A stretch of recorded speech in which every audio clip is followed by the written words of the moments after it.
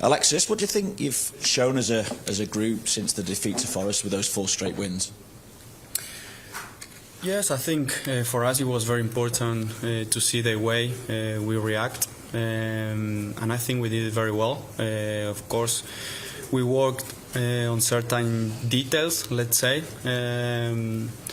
but what we didn't really like that game, it was the way we finished it. So yeah, we spoke about that.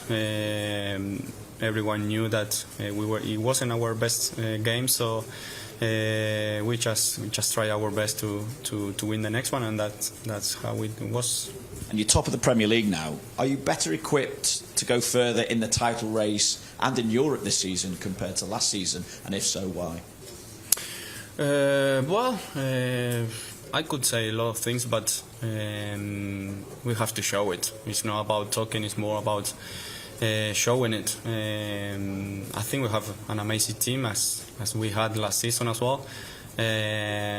So we will try our best to win every game we play, and then in January, February we will see if we are capable of winning a trophy. I have to ask you about workload though, because obviously this competition's changed and it leads to more games. Rodri said footballers are close to going on strike because of workload. I know Allister said the other week as well that players aren't being listened to, and it doesn't look like we're close to a solution for football's sake and for the players' sake. So how do you feel about the workload that's being put on you guys at the moment? Yeah, I don't think there is much to add. The only thing I can say is that we all love playing football. And yes, we are tired. There is a lot of games. But the only thing I could say, or I want to say, I think is that we need more communication between all of the parties. Between players, managers, and everyone. I think that's the easiest way to go forward, and that's the only thing that I think that the players ask. Ian, just wait for the mic. Alexis, can I just ask you about how much you're enjoying your football at the moment? Because at the moment it's generally been yourself and Dominik, with Ryan playing in the 6th role. Is that something that's suited all of you, and how much have you enjoyed that sort of difference, if you like? Yeah, maybe last season I played most of the year as a 6, so my position is quite different. But at the same time, we have a lot of freedom. Like we try to have a structure and know where our teammates are going to be, but we have our freedom as well, and sometimes could be just Ryan as a 6, sometimes could be a double 6 and Dom as a 10, so it changes a lot during the game. What I can say is that I feel really comfortable and I really like the idea, so yeah, I'm really enjoying my football, and hopefully tomorrow we can show it. And it's obviously early in the season, but only the 1 defeat so far. You've got a tricky-looking game at the weekend against Crystal Palace. I know this game comes first, obviously, but do you feel like there's a momentum now that you're taking into each game? Yeah, definitely. I think we have an amazing team, very good players, a good coach, and when you play for Liverpool, you have to be up there. That's what we try. That's what we want. But at the same time, we know it's quite early, so there is still a lot of time to see if we are able to be in the title race. Lewis. What am I? Hi Alexis, your good friend Luis Diaz is playing very well this season, 5 goals I think already. What have you made of his contributions this season, and how he's starting to add more goals to the team? Yeah, I think he knows how important the numbers are for strikers or wingers, and I'm very happy that he's getting the goals and assists. He's been amazing for us, and I think he can still improve and play the way he plays. I think consistency is key, and and hopefully he can show during the year how a fantastic player he is. Richard? Yeah, hi Alexis. You talked a couple of minutes ago about the way the midfield's working with you and Ryan and Dom, but can you give us a bit more information as to Arne's slot and what he wants for you as a midfielder and how it differs or how it's similar to what Jurgen wanted? I mean, between Arne and Jurgen, the principles are the same. So as I said, I don't think there is a huge difference. I just think that now we have more of a structure and some patterns that we know or we are trying to improve. So that's the main difference. Apart from that, there is not much to add. At the same time, we are just talking about Ryan, Dom and me, but you have amazing players as well, like Curtis, Endo, Harvey. All of them are very important, and yeah, that's what we want to have, to compete between us and to get better. Yes. Hi Alexis, probably won't be that the elite group of players. You've won a World Cup and a Champions League. Is that a dream for you? Yeah, of course, it's a dream. For some people, it was a surprise that I won a World Cup, but I made my debut against Milan in the Champions League. So it's quite crazy. But yeah, definitely it's a dream to win the Champions League. And as I said before, when you play for Liverpool, you have to fight for it. We have very good players, good team, and we will see at the end of the season if we can win it. James? Alexis, if you win tomorrow night, Arne Slot will become the first Liverpool manager ever to win 8 of his first 9 games in charge here. What is it about him and his staff that have enabled them to ensure there's been absolutely no drop-off and make such a positive start? And has anything changed much in terms of the way you prepare for games, in terms of meetings and analysis? Well, now that the games comes thick and fast, then it's a little bit harder to prepare the games as much as we want. But yeah, he definitely is an amazing manager. You can see the way he speaks from the first day. We understood what he wants from us, and I think that's the main thing in a coach. Try to get the idea he has in their players, and I think we are getting there, but there is still room for improvement. Got time for 3 more before Arne comes in. So Paul, then the gentleman behind, then the gentleman here. Good evening. I would like to ask something about Bologna. Do you know the team? It's the first time for them in Champions League in Liverpool. Have you studied the team? Do you know something about Bologna? How will be the match tomorrow? A little bit louder.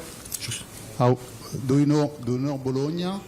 And what have you studied for tomorrow night against them? Yeah, to be completely honest, I haven't watched games of Bologna this year. I know the manager from his time at Fiorentina because I have a very good friend, Nicolas Gonzalez, who played under him, so I know more or less what he wants from his team. And I'm pretty sure that it will be a very tough game. I think we expect the game to be quite physical, so yeah, we prepare it really well, and hopefully tomorrow we can show what we prepare. Paul? Alexis, how much improvement do you think the team has still to come? You've obviously hit the ground running under Arne, but how much more improvement do you think the team has? How much more improvement do you think there is to come? Yeah, as I say, I think there is room for improvement, and we all know, for example, that the performance against Wolves wasn't the best. But I think when you have a manager and when you have a team that realize that, that's a very positive thing. So yeah, I think we can improve a lot. We have to use the quality of the players much more and be defensively good because Arne wants to defend well, and from there we can play the football we want. Last one here. Paul.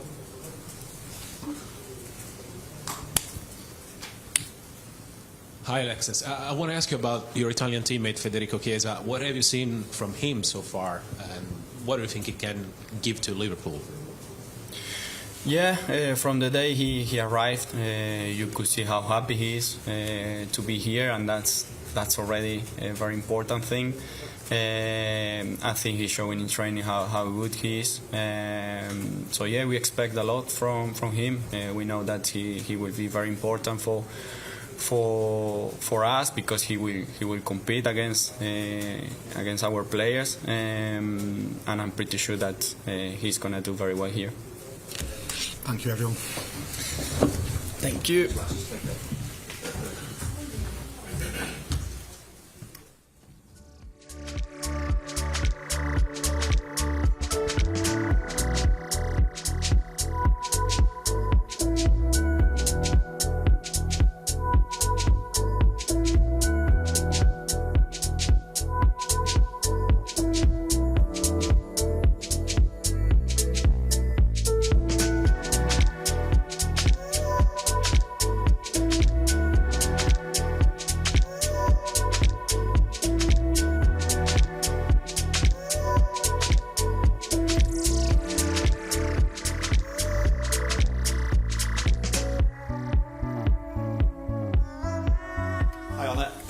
Bring us up to date with the injury situation. I'm thinking we didn't see Jota or Chiesa at training today. What's their situations and availability?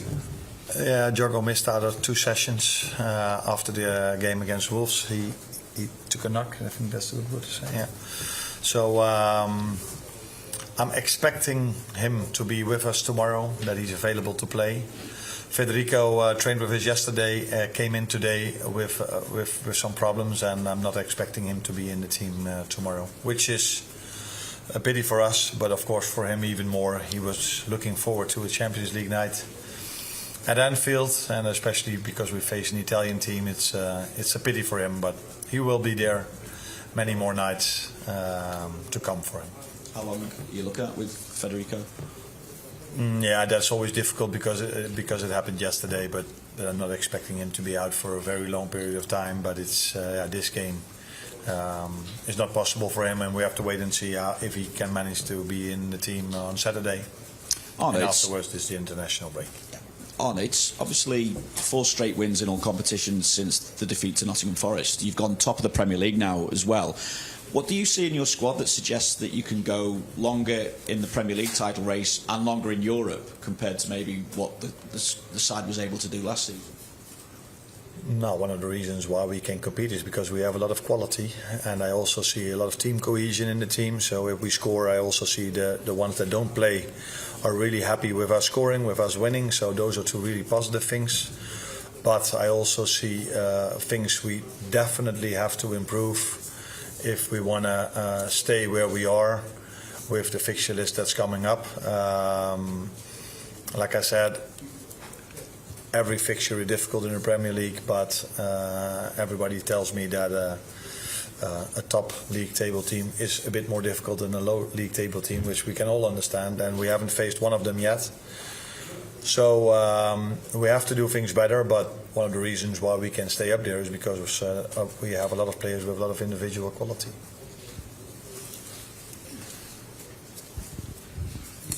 Hi, Arne. In terms of selection, obviously, if you have injuries, then you have to make changes, but generally you haven't made too many changes this season. But when players have come in, like Cody Gakpo or Darwin Núñez, how pleased have you been with the form that they've shown when they have come in? Yeah, you pick 2 now, but I also think about Curtis Jones, about Costas, about Joe Gomez, and I can Conor Bradley, and now I forget a few, so that maybe it was smarter for me not to name them. So I think that is maybe the question just a second ago was why can you maybe compete at the levels we are at the moment, and that is because we have a lot of quality, but also we have a lot of quality, a lot of players that can help us. So very pleased to see that every time we need a player that he shows up. But again, with the even tougher fixtures coming up, it's something we still have to prove. It's nice, obviously, to have those options, but in a way, is that one of the harder aspects of the job when you have players of that quality who don't start week in, week out? It's not hard because they have quality. It's hard because they train hard and work really hard and are really involved in the team process. That makes it hard then sometimes to make the decision to say, okay, I choose these 11 and not the other ones. Not because they have quality, because if they wouldn't have quality, they wouldn't have played here. So they all have quality, but if they work real hard and they make my life really difficult, then it's hard to tell them that they don't play. But it is part of my job. It's part of their lives as well. That is, you know, if you're going to join a top club, that there's competition, and I think this is what they are also used to, playing at a top club, that this can happen, and they're handling, all of them handling the situation really well, and that's why I just said there's a lot of team cohesion, a lot of good energy in the group, and that's the most important thing when it comes to competition. Oh. Hi, Arne. I'm interested in something you said after the game against Wolves, in which you were unhappy with the final minutes of the game in particular, which kind of surprised me, because I don't think Wolves had a shot on goal after the 75th minute. So I'm wondering if your unhappiness was more to do with the missed opportunities on the break to go out and kill the game, and how important you think maintaining an attacking threat is when you're trying to protect a slender lead in a game like that. Yeah, you already gave the answers inside your question. So you can also sit on this chair maybe next time. It's exactly what you say. We haven't conceded anything in the last 15 minutes. Hardly in the second half. I think they only had 2 shots in the whole second half. But we lost, in promising situations, we lost the ball before it led to a chance. And we lost the ball a few times really easy before it even got to a promising situation. And I think we as a team, if you have that much quality, we cannot accept mediocrity. Is that? Yes, yeah. You have to ask from yourself every second of the day, every second of the game, the highest standards that this shirt brings. And we as a staff have to set those standards very clear. And that 15 minutes where we lost the ball so many times in promising position, or moments that could lead to promising positions, is, yeah, maybe not acceptable is the word to use. Yeah. Gentleman next to you, man. Oh. Good afternoon. Bologna is definitely the underdog for this match. What did you learn about the Italian team studying it? What's your main concern about the match for tomorrow? What was last? What's your main concern about okay. I think Bologna showed last season and this season again that they're a real difficult team to beat, because everybody is telling me they only won once. Yeah, but then I'll tell everyone they only lost once.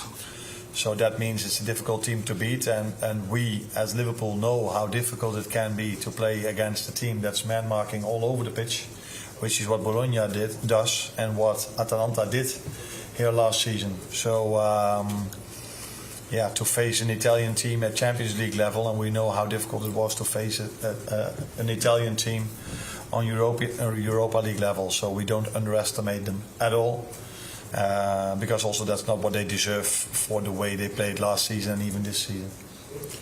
We just pass the microphone to the lady at the back.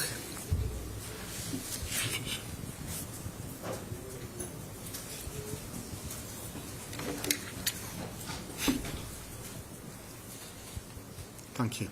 Salve, volevo sapere se era vero che c'era stato diversi anni fa un interessamento per Europeo, ma cosa pensa di questo calciatore? Whether you're interested in this player, you'll have to get her to repeat the name of the player a few years ago.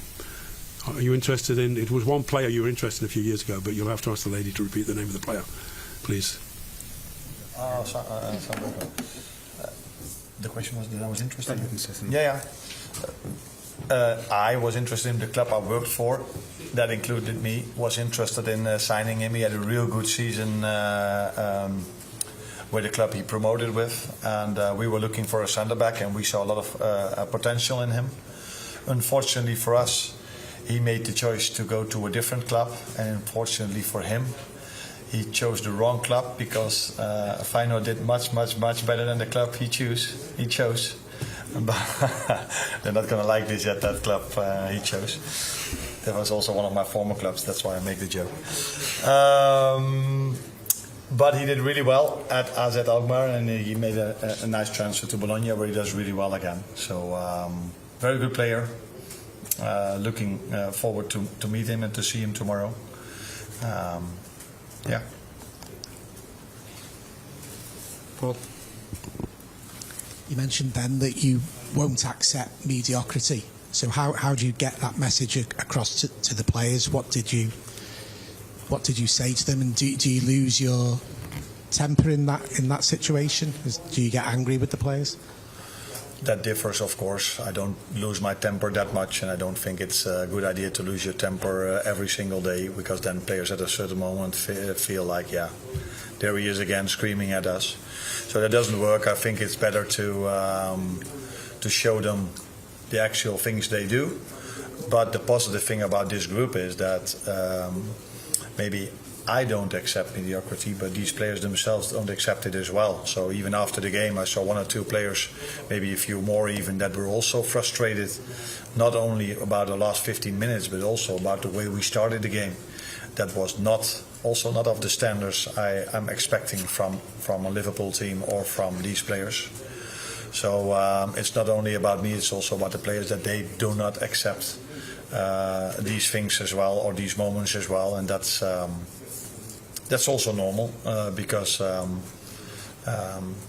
now it didn't lead to a chance, but the few times we lost the ball in the last 10 to 15 minutes, I remember a moment where Ibu had to block a ball. I remember a moment where Trent had to sprint back to save a moment where it could have led to them shooting on goal. So yeah, it's not only about me not accepting it, the players don't accept it from themselves as well. Last few over here, Carl, then Chris, then gentleman there. Then. Hi Arne. Alexis was in here just a minute ago, and he spoke in one answer about having freedom, and then also spoke about the structure in the team. I'm just wondering how you apply that to the team and to players in terms of where they fit in the structure and what freedom you give them within that structure.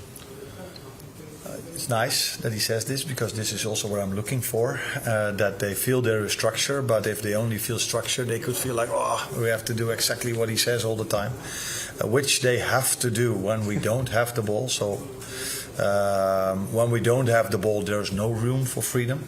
Then it's just hard work and do what you have to do within the structure. But when we have the ball, especially in the last third of the pitch, then yeah, we also rely on the individual quality. We bring them as much as we can in certain positions, which comes from structure.